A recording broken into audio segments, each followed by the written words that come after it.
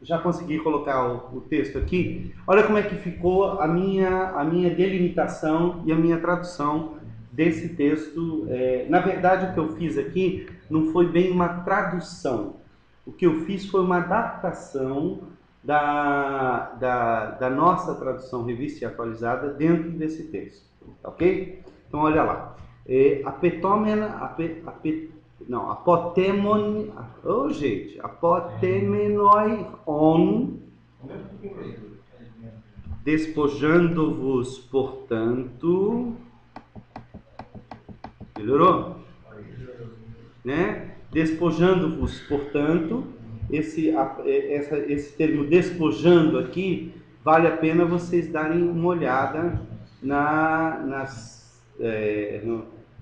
no significado dessa palavra. Essa é uma daquelas palavras que vale a pena analisar. Então, passancaquian seria de toda maldade, eu colocaria aqui embaixo, ó, de toda maldade. E aqui, só para... Na verdade, esse de toda maldade teria que estar na mesma linha que esse aqui. Olha só. Toda maldade, todo dolo, né? Qual a diferença? Versículo 1 ainda, né? Versículo 1. Qual a diferença entre caquia e dolo? Qual a diferença entre essa maldade e essa maldade? Lá ver o significado de aqui. Exatamente, exatamente. Vocês podem pegar no Bible Works. Vamos lá. 1 Pedro 2, 1. Ok? A palavra kakian, né? Malícia, mal, né? Para uma análise mais aprofundada de kakian, você clica com o botão direito aqui, ok? E olha só, look up lema in lexicon browser, tá vendo aqui? Você manda procurar o lema. Lema é a raiz mais a vogal temática no lexicon. E aí você vai ter alguns léxicons aqui interessantes. No grego você pode trabalhar com Freiberg. Aqui, olha, a palavra kakia significa tendo a qualidade de kakos, que significa mal, né? Maligno. Evil é a maldade moral. Bad é maldade em geral. Badness. Depravação, moralmente depravado. Tá? Vício. Wickedness. Eu não lembro o que é wickedness. É o oposto de arete, que significa virtude. Tá? Comportamentalmente, só um minutinho, houve um problema aqui com as cores. Vou voltar aqui. Comportamentalmente. Behaviorally dislike, alguma coisa que desgostante, seria dislike seria um tipo de mal, né? Doença, né? Hatefulness, cheio de ódio. É o oposto de koinonia. São coisas repugnantes. Isso, a palavra era essa, repugnante, né? Então note que kakia é uma palavra, ela tem vários significados. Isso a gente está vendo no Freiberg. Você pode ver no LS Greek Lexicon. Tá aqui, olha, né? Aqui você até tem, ó, badness in quality, né? Maldade, mal em qualidade. Oposto de excelência, arete, que é virtude, né? Para Sófocles, defects, defeito. Pode ser até covardia, olha só. Covardia. Tá? Tudo em caquia. Um bom dicionário para vocês trabalharem é esse Launida. Estão vendo aqui? Esse dicionário, ele trabalha com um negócio chamado campo semântico. Prestem atenção aqui que isso é importante, olha só. Olha aqui. Você tem a palavra kakia, ok? Você tem aqui uma definição, né? Seria a qualidade de weakness, que seria uma qualidade de algo mal, com a implicação de que aquilo que é prejudicial, damaging, né? Maldade, tá? Nada medé em zoen caquias caiponerias, né? Não andeis a sua vida em vidas tortas, vidas más e malignas. Ponerias é maligna, é malignidade, tá? Mas olha que interessante, quando você clica aqui, ó, quando ele tem maldade, malignidade, dano, coisas relacionadas, ele te dá todas as palavras relacionadas a isso. Olha, caquia, cacós, queiron, poneria, ponerias, ponerós, adoquimos, Tá tudo na mesma árvore. cacopoiel, que é fazer caca, cacopoiel é fazer coisa errada, cacoeteia, que é uma disposição má, que lidera, que conduz alguém a se engajar em atos malignos.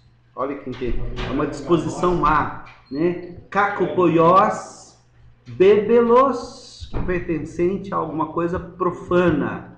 Ó, faulos, astenes, que é fraqueza. Hamartia, que é errar o alvo.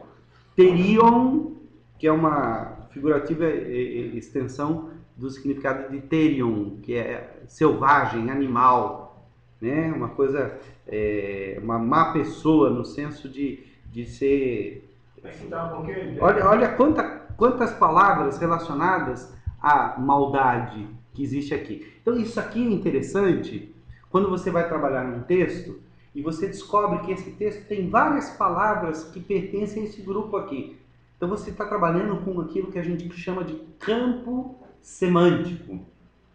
É o campo semântico da maldade. E aí você tem várias possibilidades. Agora notem, voltando aqui, nós estamos trabalhando aqui com duas palavras. Dolo. O que é dolo? Então, cliquei aqui com o botão direito, venho aqui, olha, procure o lema no browser de Lexicon, já caí aqui direto no Launida. Olha só, essa palavra dolon, ela está em que família? Ela está na família seria errar o caminho, de mislead. Mislead é desviar, desvio, né? Então coisas que significam deslead, desviar-se, né? Rapago, que é causar a alguém a partida, ou deixar, fazer alguém deixar o comportamento correto, tá? Paralogizomai é convencer alguém por argumentos ou falsas razões, convencer da maldade. Dolio, que é dolos, né? Deceive deceive corromper usando trickery. Trickery é usando truques, né? Não é truques, a palavra é usando armadilhas. Artifício, né? Ou falsidade. Estratagemas. Então note, vamos voltar aqui. Lembra que nós estamos trabalhando com o nosso texto aqui. A gente está tentando descobrir o significado do nosso... Isso aqui eu posso fechar, ok? Tá? Então, olha só. Toda maldade e todo dolo. Dolo aqui é aquela intenção que gera a maldade. Então, tire tudo isso de cima de você, né? Despoje-se de tudo isso. O que mais? Hipocrisias e tonos, que é invejas, né? Vamos dar uma olhadinha aqui nesse texto aqui. 1 Pedro 2, De 2, 1, tá ótimo. 1 Pedro 2, 1. Esse aqui ele tem a seguinte vantagem, né? Eu posso simplesmente, por exemplo, inveja, tá aqui, clico aqui em cima, não preciso nem clicar, só colocar aqui, né? Tonos é traduzido simplesmente por inveja, tá? Essa é a Laibronis, exatamente. Tonos, está aqui. Eu clico aqui no tonos. Eu tenho vários dicionários aqui também. Olha, tem o DBL, o BAGD, o Launida, o Strong, que é esse nosso aqui, em português, e o TDMT. O TDMT ele não tem essa palavra, né? Mas a gente tem aqui o BDAG, é um bom dicionário. Olha só, tonos. Vamos descobrir o que tonos significa. Tonos. Ele tá com pouca informação aqui. Deixa eu ver. Strong.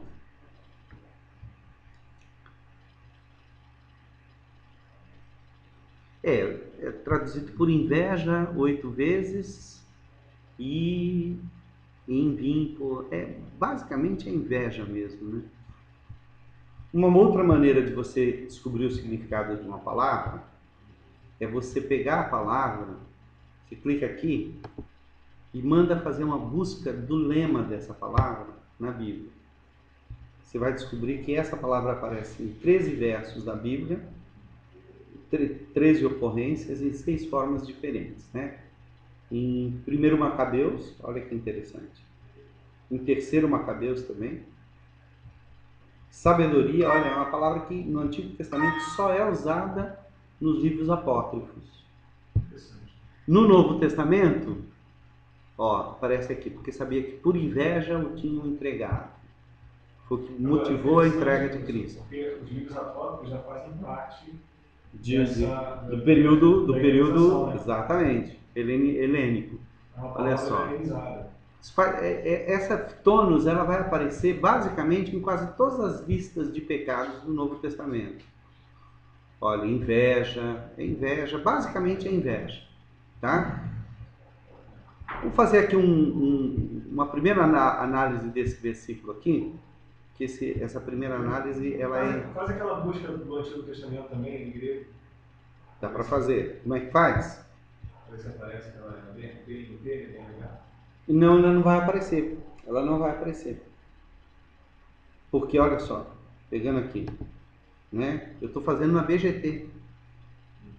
Ela só vai aparecer no Antigo Testamento em 1 Macabeus, 3 Macabeus, sabedoria e sabedoria.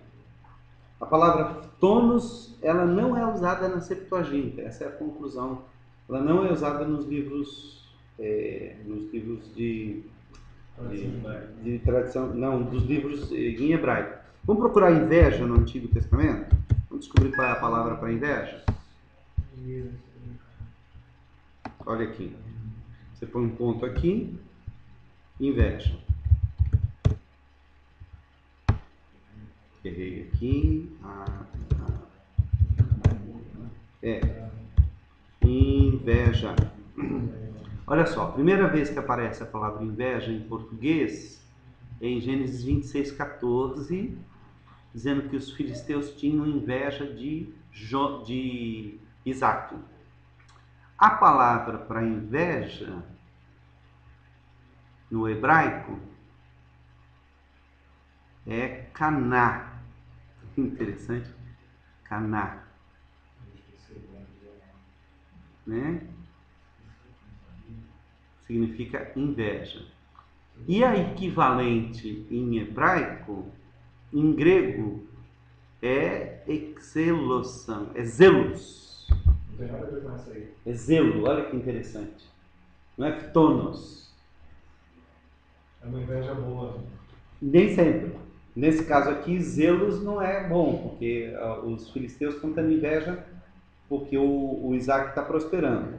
Então, olha só, vamos dar uma olhadinha aqui, pegando aqui, olha, Lookup Lema em Lexicon Browser. aqui no nosso Launida, que esse é um dicionário extremamente interessante. Olha só. Be eager, be earnest, em uma maneira devota, né? Eager, o que é eager? Eager é ser, olha, eager, E-A-G-E-R, eager. Descobriu, hein? G-A? Não, E-A, G-E-R. Ansioso. Ansioso, earnest, deve ser assim, quer muito, né? Um desejo intenso, é isso? Earnest. Não tem. Como é que tá Earnest aí? E-A-R-N-E-S-T. Isso. Sério. Então, qual é a primeira palavra? Ansioso, é isso? Ansioso, Ser ansioso e ser sério de uma maneira devota. É zelo. É positivo. Tá ok? É positivo. Olha aqui. A ecteneia é o estado de seriedade envolvendo perseverança durante um período de tempo. Esse sentimento que lá atrás eles tiveram foi o mesmo sentimento de Paulo pela tradição judaica. Não necessariamente. Vamos pensar, vamos aquele zelo. mas vamos pensar de uma maneira diferente. Vamos tentar entender como é que a Septuaginta trabalhou. Provavelmente a palavra hebraica para inveja é uma palavra que é negativa. Vamos dar uma olhada aqui no dicionário. Em hebraico, a palavra caná. Ok? Caná, no Holiday, o melhor dicionário aqui é o TWO, que é mais completo. Não é tanto, não. Jealous, né? Este verbo expressa uma forte emoção com alguma qualidade ou possessão do objeto que é desejado pelo sujeito. Então é uma forte emoção de possuir alguma coisa. É zelo, inveja, ciúme, tá? Esta raiz ocorre 87 vezes. Há uma questionável ocorrência da raiz em ugarítico e o verbo é talvez um denominativo de quiná. Quiná é interessante, porque quiná é um verbo que da onde vem o nome de Caim, tá? Caim tem a ver com inveja. O termo pode ser usado numa descrição pura, numa pura descrição do sentido para denotar uma das características do homem vivente, ou num senso derrogatório para denotar paixões hostis e disruptivas, que seriam paixões destruidoras, né? Ou num sentido favorável para denotar o zelo que consome, focalizado naquele que ama, como em Salmo 69, olha, o zelo por sua causa tem me consumido, por sua casa, o zelo por sua casa tem me consumido. Então note que o termo caná no hebraico, ele pode ser usado de um modo positivo e de um modo negativo. No Salmo está positivo. No Salmo está positivo. Tá? Mas o termo negativo é baseado em motivos sinceros. Nem sempre. Que olha assim, por exemplo, Eclesiastes 9 diz assim, né? Certamente o seu amor, o seu ódio e o seu zelo todos vão perecer, e ele não mais terá que dividir tudo que tem feito debaixo do sol. Zelo aí seria cuidado com as coisas que ele faz. Tá? Então, quando aparece a palavra Caná lá, naquele contexto de Êxodo, de Gênesis 26, o tradutor da Septuaginta, ele não encontrou uma palavra que melhor traduzisse o sentido de por que os filisteus estavam com inveja de Isaac. Porque Isaac estava prosperando e os poços que Isaac abria eram poços que prosperavam. Então eles tinham um zelo, mas é um zelo maldoso, porque eles não queriam dividir. Era uma inveja, era um sentimento de posse, um sentimento que isso aqui é nosso, empurrando ele para fora. Então, nesse sentido, é um sentido negativo. Então, como a palavra no hebraico, ela não dá para fazer o duplo sentido, mas ela tem um duplo sentido, mas não tem duas conotações, já no grego você já consegue fazer isso. Exato. Então, ele aplicou a palavra maldade. Zelo pode ser usado de modo negativo, mas pode ser usado de modo positivo. Mas também pode ser usado de modo negativo. Por exemplo, no caso ali do exemplo que ele fala de Paulo, está mais associado à questão do salmo. Positivo. Exato, exatamente. Mas quer ver? Vou pegar aqui a palavra. Depois dá uma olhadinha nesse zelo de Paulo. Vamos dar uma olhada lá. Mas olha só, ainda no Antigo Testamento, lembra que eu procurei a palavra inveja em português. Mas essa não é uma boa maneira de procurar palavras Se você quer saber a primeira ocorrência dessa palavra, não é a melhor maneira. Você descobre a palavra em português, descobre qual é a palavra em hebraico, como eu fiz aqui, e depois você manda procurar a palavra em hebraico. Caná. Ela vai aparecer em Gênesis 26, 14. É, de fato, a primeira ocorrência. Tá? Agora, vamos procurar a palavra zelo. Está aqui, Zelou, na verdade é o verbo, né? Zelou. Vamos ver se vamos procurar isso aqui na sua raiz. Você tem todas essas ocorrências aqui do Antigo Testamento, tá? Mas vamos dar uma olhada lá no Novo Testamento para a gente ver essa palavra zelos. Lembra? A gente está analisando a palavra phtonos. Nós estamos tentando descobrir por que Pedro não usou zelo. Seria uma palavra que também indica inveja. Mas ia ficar...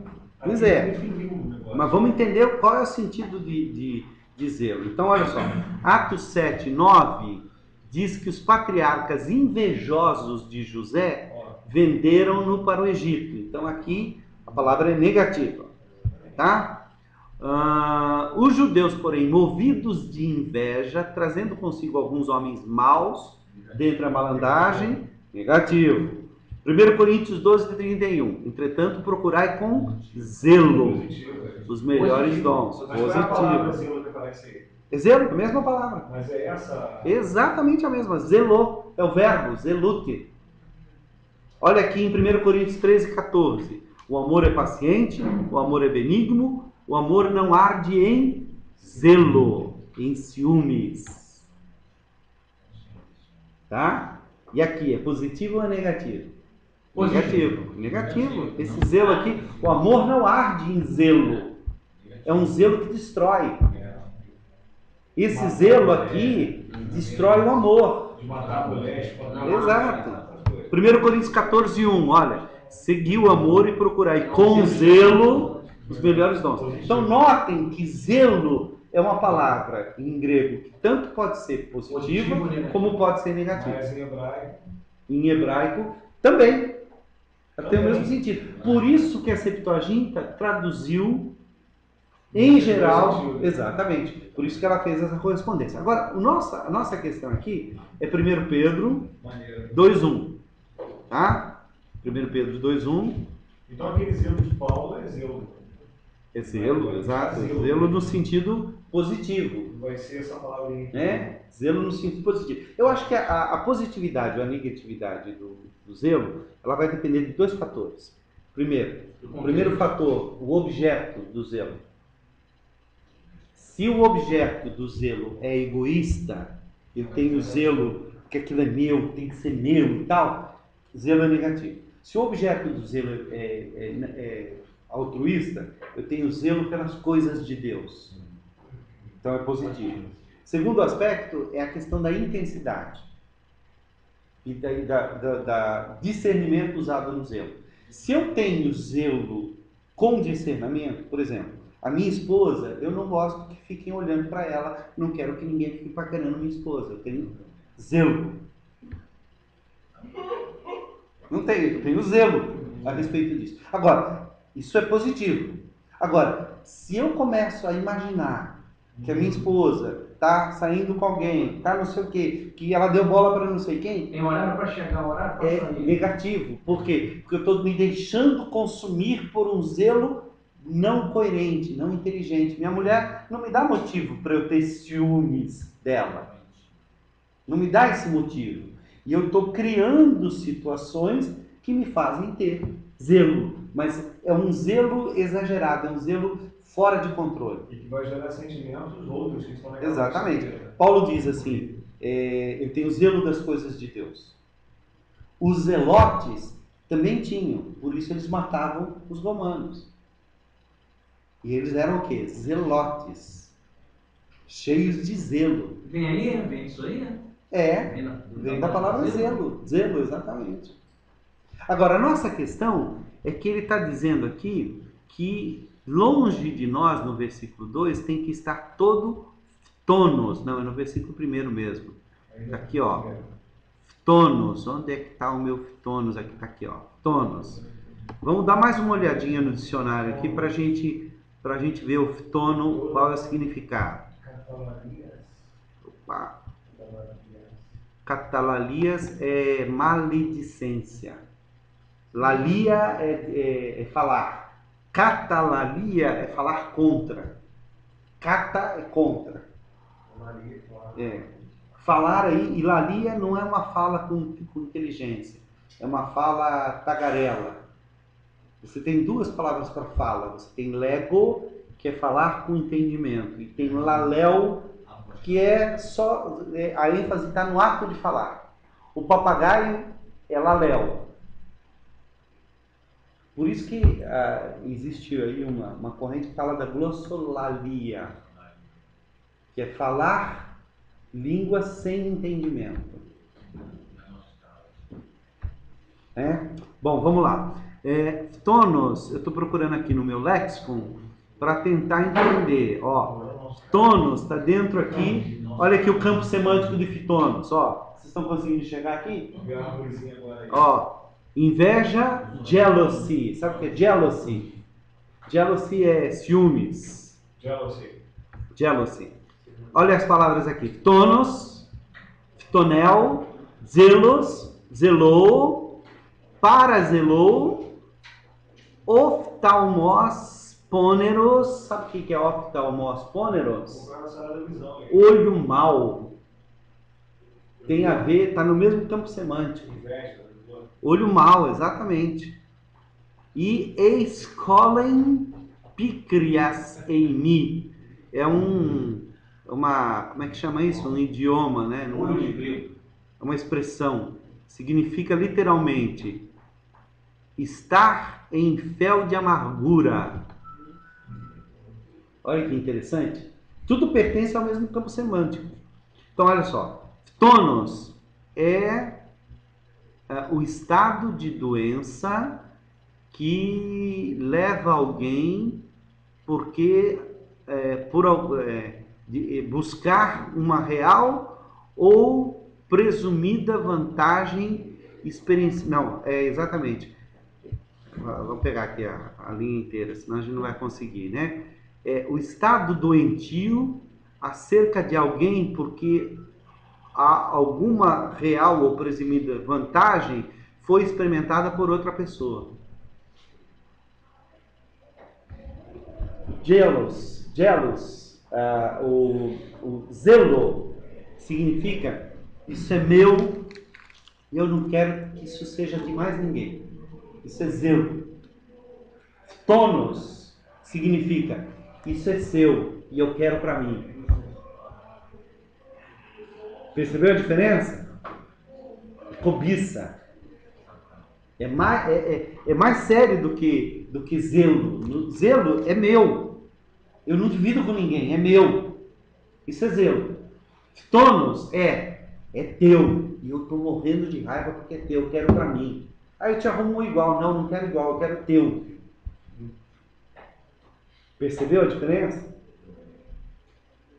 Esse é o sentido de tonos.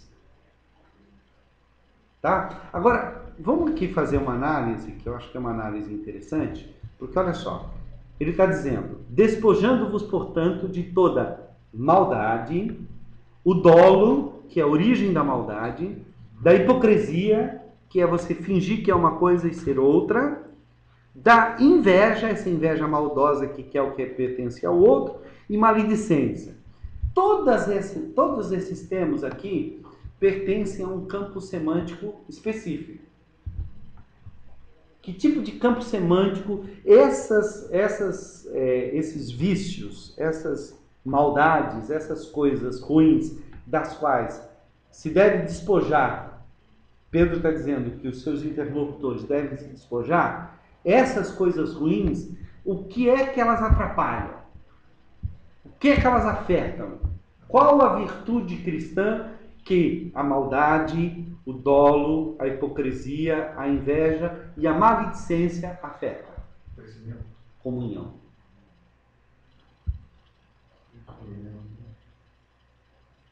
São coisas que matam a comunhão. Agora, a minha pergunta aqui é o seguinte.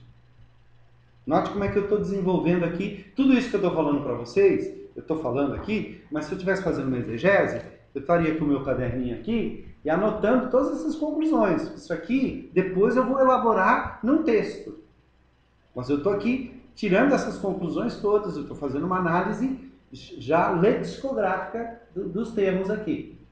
Tá ok? Então vamos pegar aqui um pouquinho. Será que aqui por perto existe alguma ocorrência de comunhão? Eu posso procurar em português, comunhão, né? Porque eu coloquei os meus limites aqui, estão só entre o 1 Pedro de 1 a 10, né? Eu vou aumentar os meus limites aqui. Eu vou limitar a Pedro. Eu quero saber se perto do texto que eu estou estudando tem alguma coisa relacionada à comunhão. Por quê? Porque essas coisas todas destroem a comunhão. Será que ele está falando de comunhão? Então olha aqui, eu limitei a minha busca a Pedro, tá? Vou procurar como comunhão, mas eu poderia procurar em grego. Comunhão. Não achou. Não achou. Vamos procurar aqui koinonia. Mas vamos procurar em grego. Aí eu vou procurar no BNT. Aí eu ponho um ponto e vou escrever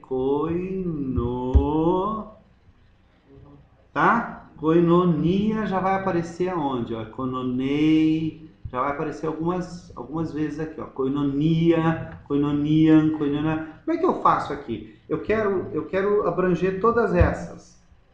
Quero abranger todas as... Opa, o que ele está fazendo?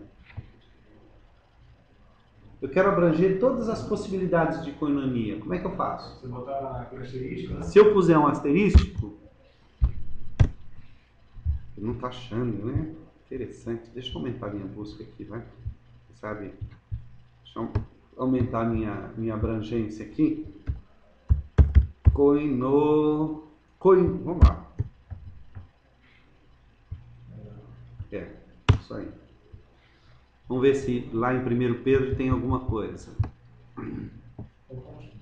Ó, 1 Pedro 4,13. Pelo contrário, alegrai-vos na medida em que sois coparticipantes dos sofrimentos de Cristo, para que também na revelação de sua glória vos alegreis exultando. Onde é que a palavra koinonia aparece aí? Coparticipantes. Coparticipantes, exatamente. 1 Pedro 5,1. Rogo, pois, aos presbíteros que há entre vós, eu presbítero como eles, em testemunho dos sofrimentos de Cristo, e ainda coparticipante, a palavra coparticipante. Vamos fazer uma coisa então. Já que a gente não achou a palavra koinonia, a palavra koinonia não é a única que tem a ver com comunhão. O campo semântico de comunhão é muito grande. Eu vou dar uma lida aqui um pouquinho só atrás aqui.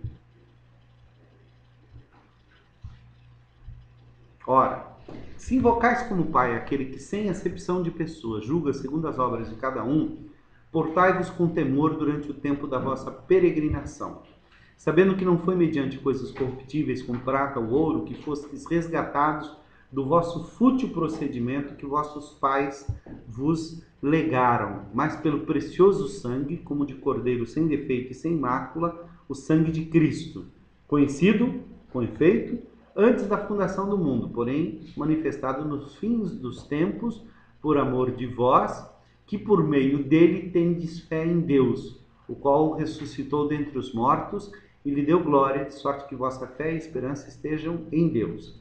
Tendo purificado a vossa alma pela vossa obediência à verdade, tendo em vista o amor fraternal não fingido, olha aí, ó.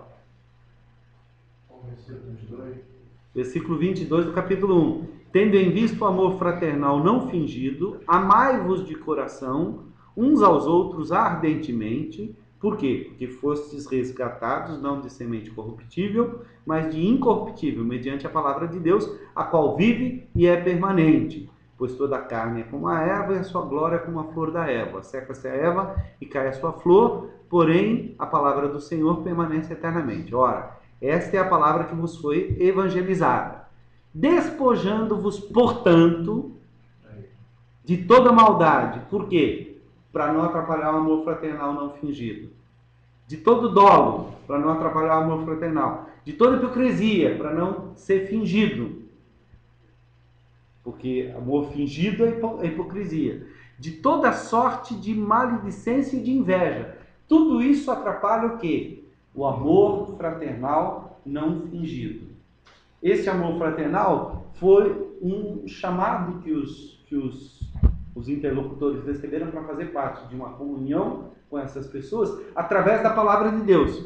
Por que a palavra de Deus aparece aqui? Olha, desejai ardentemente como crianças recém-nascidas o genuíno leite espiritual. Lembra que na nossa tradução nós tivemos aqui, ó, voltando aqui, o versículo 2, ó. Verso 2, né? Verso 2. Hos artigeneca blefe, quer dizer, como crianças recém-nascidas, o leite espiritual genuíno, só que a palavra aqui é logikon. A palavra logikon vem de logos. O que é logos? Palavra. Mas é mais palavra, né? Eu posso traduzir então aqui o leite da palavra.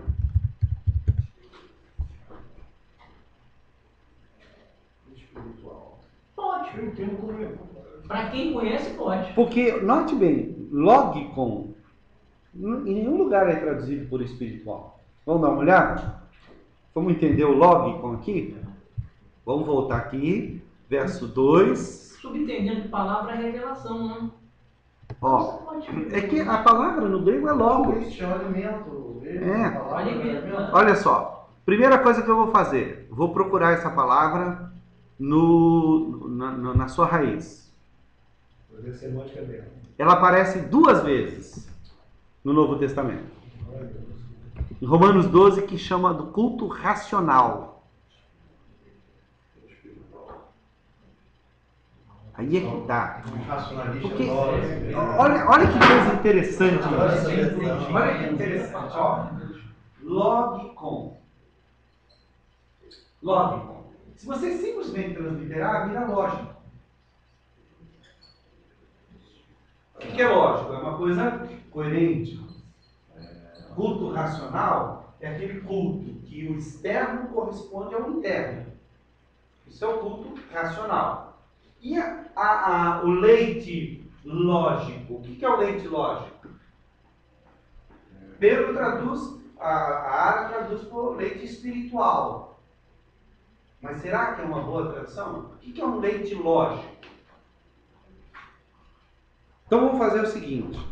Como a gente não tem muita ajuda aqui nessas palavras... Eu acho que a palavra é leite. Gaba. Tudo aí no leite. Gaba. O que é o leite? Para que serve o leite para uma criança recém-nascida? Alimento. Para viver. Para viver, exatamente. Para o crente recém-convertido, o que é o leite? A palavra. Pura. Simples. Exato.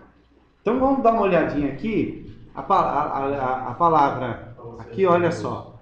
Logikon significa pertencendo ou sendo genuíno, no senso de ser verdade para o real para a real e essencial natureza de alguma coisa. Tá? Vamos pegar um outro dicionário aqui. Se eu clicar no léxico aqui e procurar, por exemplo, no Teia. Teia é um bom dicionário, né? Tá aqui, ó, lógicos, né? Tá aqui no Antigo Testamento e tal. O texto, vamos lá. O worship, o louvor, que é rendido através da razão e ou alma, espiritual. Vamos dar uma olhada no outro dicionário? Vamos dar uma olhada nesse VGNT aqui? Né? O que ele diz aqui? Um bom exemplo desse adjetivo é dado por esse cara aqui, em honra de um certo médico. Em grego diz assim, Iatroi Kaisaron, né? Seria o médico de César, né? Não entendi o que ele quis dizer aqui, mas tudo bem. Com Romanos 12:1, nós podemos comparar o uso do termo hermético, né? Do escrito hermético, do escrito difícil, logicon ticia. Logicon ticia seria sacrifício lógico. É contrastado com as ofertas cerimoniais. Vamos ver, ele não está dizendo, não está me ajudando muito não. Deixa eu ver se eu pego um outro dicionário aqui. Gingrich. Espiritual ou racional? Esse aqui é curto e grosso. Freiberg. Racional, razoável, pertencendo à real natureza de alguma coisa, ou pertencendo à esfera da mente e do espírito. Pode ser traduzido por espiritual. Você está vendo que a maioria dos dicionários concorda com o nosso tradutor, né? O Launida, também já vimos aqui. Lógico, pertencente ou sendo genuíno, no sentido de pertencer à verdade e à real essência, à natureza real e verdadeira de alguma coisa. Racional, genuíno, verdadeiro. Né? Aí, ó, como um recém-nascido bebê, você bebe o verdadeiro e não adulterado leite. A tradução que ele colocou aqui é verdadeiro. Desde que em 1 Pedro 2,2 o contexto é figurativo, alguns tradutores têm preferido traduzir logikon como espiritual, porque faz referência não literal, mas figurativa. Então, nota, eu percebi o seguinte, quando eu fui fazer uma análise, eu fiz outra análise interessante de fazer, é olhar o que outras Bíblias traduzem. Então, por exemplo, a Bíblia de Jerusalém traduz o genuíno leite da palavra. A Bíblia de Jerusalém. A maioria das Bíblias protestantes traduz por leite espiritual, genuíno leite espiritual, não adulterado, não adulterado. Adólon. Tá aqui, ó. Esse aqui, ó. Mas essa palavra espiritual aí é uma forçação de barra, é uma inferência. Porque, como você mesmo disse, o espiritual porque faz referência ao não literal. Então, parece com isso, vamos colocar isso. Mas eu acho que é uma coisa mais simples. Então seria o leite genuíno, racionalmente falando, sem adulteração. Falou e entendeu. Olha aqui, ó. De logicon adolon gala. Gala é leite, adolon é sem dolo. E logicon seria real, genuíno, verdadeiro. Então, como crianças recém-nascidas, o leite genuíno sem adulteração, epipotessate, significa desejar e ardentemente. Como uma criança mesmo. A criança, quando está com fome, chora, sai de perto. Tá? Rinaenautor, para quê? Por ele quem? Quem é? Pelo leite, por esse leite. Auxetete eisoterian, vos seja dado crescimento para a salvação. Então note que, da mesma forma como uma criança recém-nascida precisa do leite para crescer, ele está dizendo para esses cristãos que eles devem abandonar tudo aquilo que atrapalha a comunhão e desejar ardentemente um leite genuíno, sem adulteração. Então, tem a ver com a palavra mesmo, né? Uma palavra pura, uma palavra sem... Que fale a mente. Que fale ao coração, que fale a verdade, que esteja de acordo com a palavra de Deus. Porque por meio deste leite será dado a vocês o crescimento para a salvação. Então assim, professor, é o seguinte, eu sei porque sou crente, sei porque estou me convertendo, entendo a salvação. Não é nada levado por aquela coisa do gnose. Exato, olha só.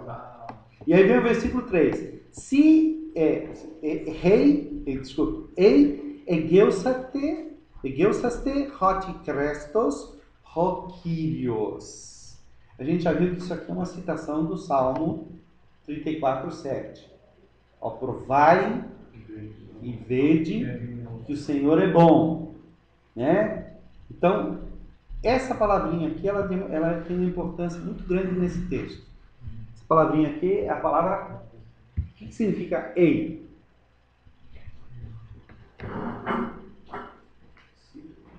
Sim, exatamente. Ei. E essa aqui? Eu.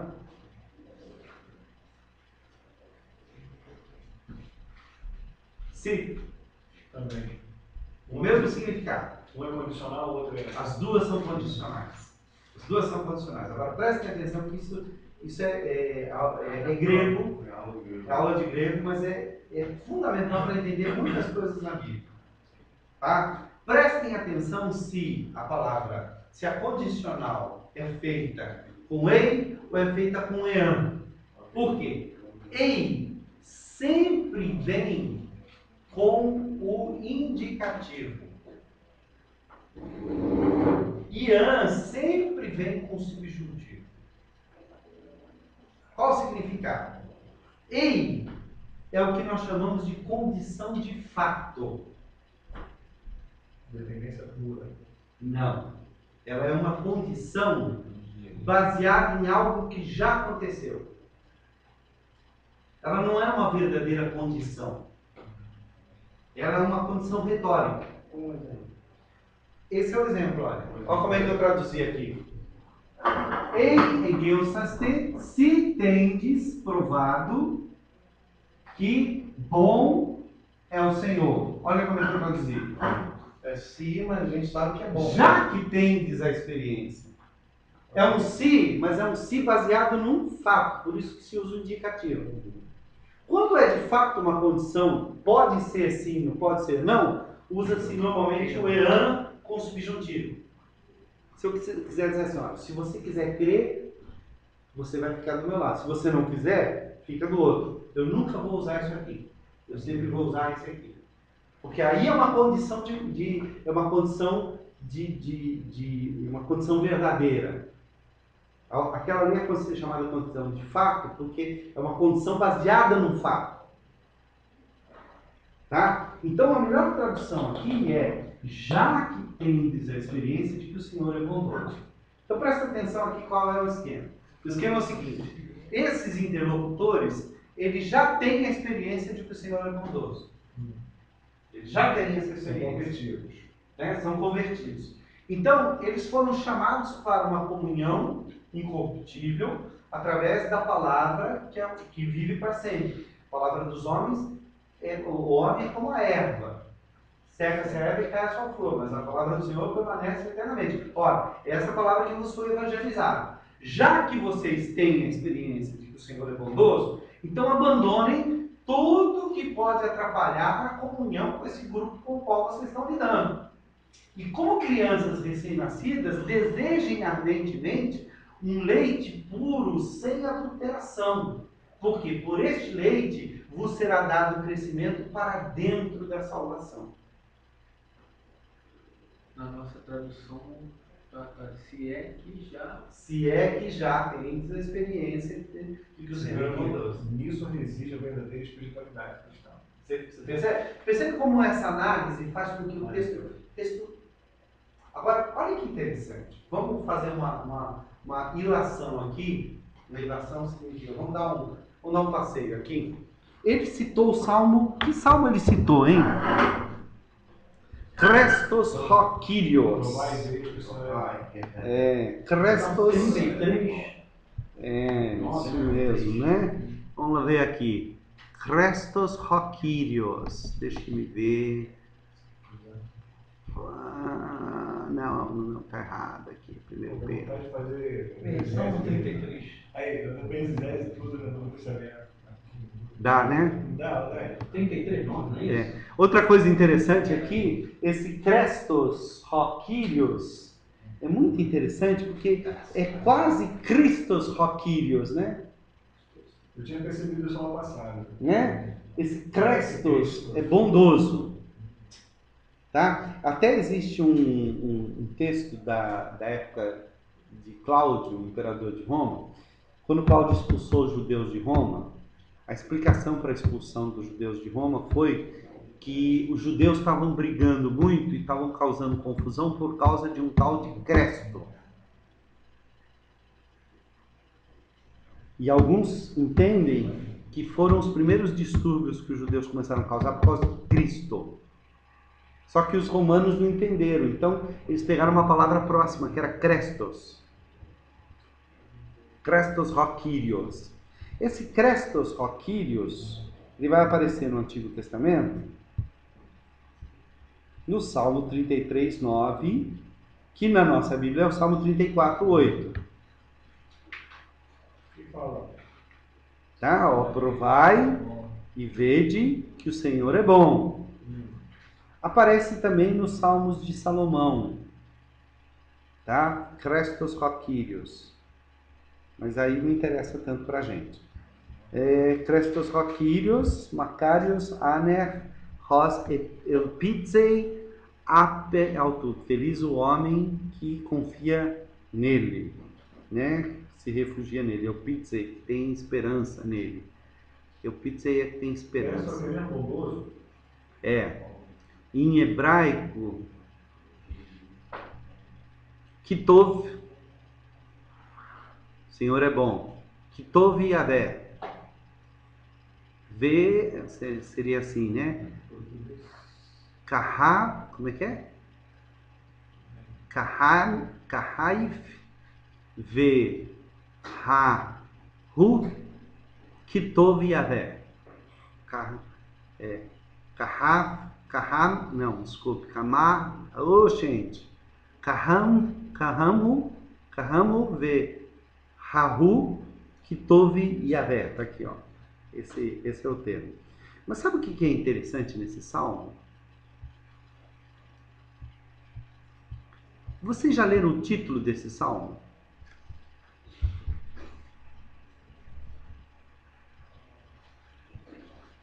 Qual é o título do salmo? Eu não estou falando o título em português, o título editorial na nossa Bíblia em português. Eu estou falando o título em hebraico. Esse salmo tem um título em hebraico. Olha o que diz aqui. Salmo de Davi, quando se fingiu amalucado na presença de Abimeleque, e por este expulso ele se foi. Aí o que ele disse? Bendirei o Senhor em todo o tempo, o seu louvor estará sempre nos meus lábios. Tá? O contexto desse salmo, né, quer ele tenha sido feito por Davi ou para Davi, porque a gente tem Mismor, lê Davi, o lê Davi pode ser tanto por Davi como para Davi. O contexto é de um estrangeiro que está numa terra estranha, está com a sua vida ameaçada e ele se finge de louco e quando ele consegue se livrar, ele diz, olha, eu experimentei a bondade do Senhor. Qual é o contexto de 1 Pedro? Não, pior é que ele está mandando a gente provar. Exatamente. Não, mas olha que interessante. 1 Pedro 1:1, só para a gente...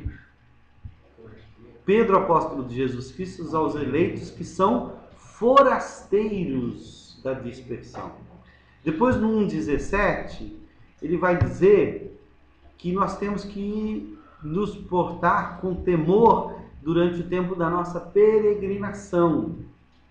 E depois, no 2,11, ele vai dizer que, amados, exorto-vos como peregrinos e forasteiros que sois, a vos absterdes das paixões carnais que fazem guerra contra a alma.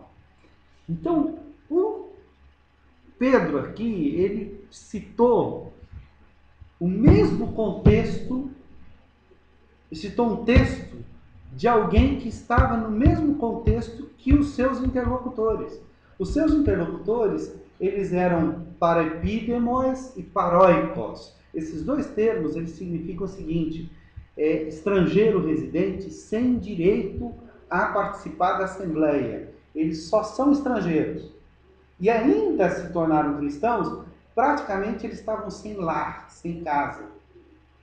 Então eles são recebidos na igreja como um novo lar. Por isso que ele diz, olha, vocês foram recebidos a uma comunhão que vocês perderam porque se tornaram cristãos. Vocês não tinham casa, como Davi não tinha casa. Ele precisou fugir da sua casa porque o nosso amigo Saul queria matá-lo. Então, a mesma condição em que Davi estava, vocês estão agora. E o que é interessante, se vocês olharem aqui, só para a gente terminar, se vocês olharem para o restante do texto que nós estamos traduzindo, olha qual é o próximo assunto que ele vai dizer. Olha só, né? Perante o qual achegando-vos, pedra vivente, pelos homens, por um lado, tendo sido descartada. Então, assim como Jesus também foi descartado pelos homens, e Davi também, vocês também são. Porém, perante Deus, escolhida preciosa, também vós,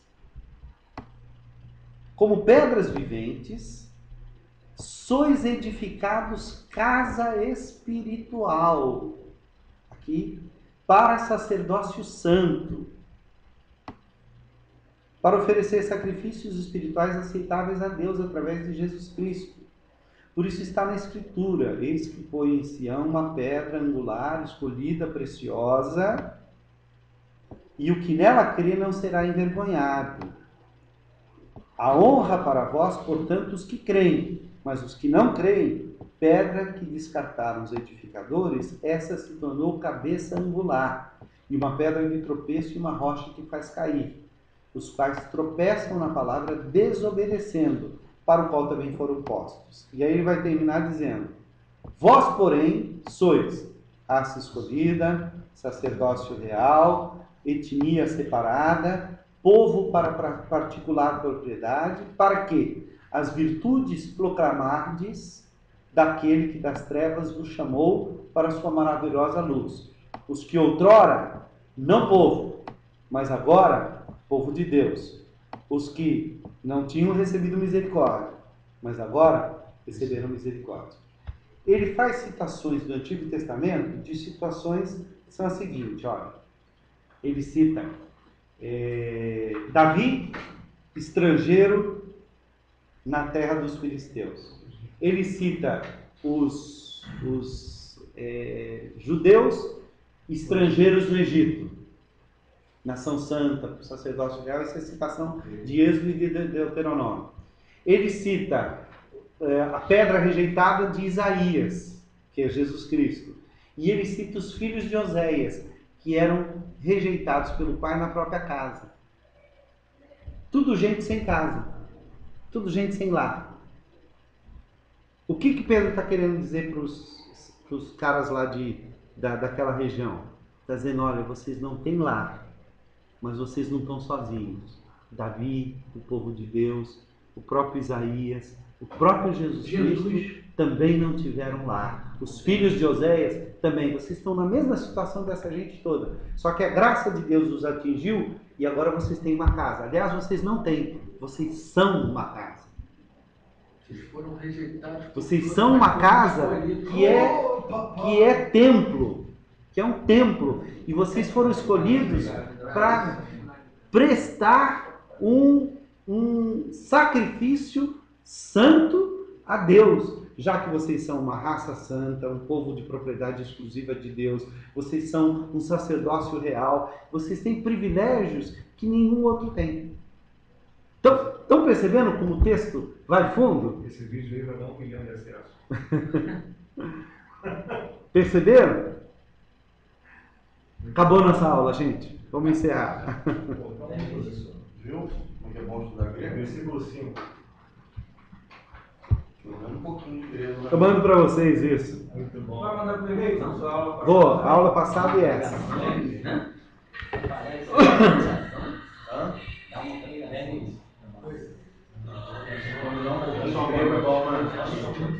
Fazer um